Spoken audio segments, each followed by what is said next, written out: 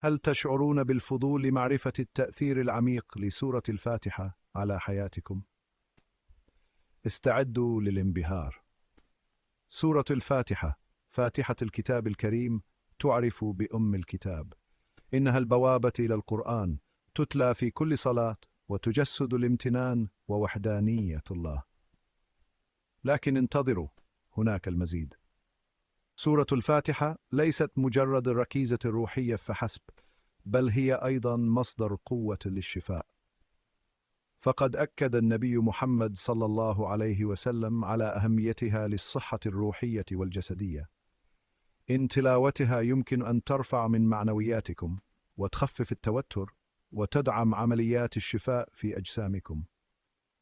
هل تشعرون بالإرهاق؟ يمكن أن يكون التلاوة الهادئة لسورة الفاتحة علاجكم الأمثل، حيث تجلب لكم السلام والتجديد الروحي. إنها أداة قوية للدعاء والتضرع إلى الله، مما يجعل صلواتكم أكثر فاعلية. لذلك في المرة القادمة التي تتلون فيها سورة الفاتحة، تذكروا بركاتها الهائلة وقوتها الشفائية.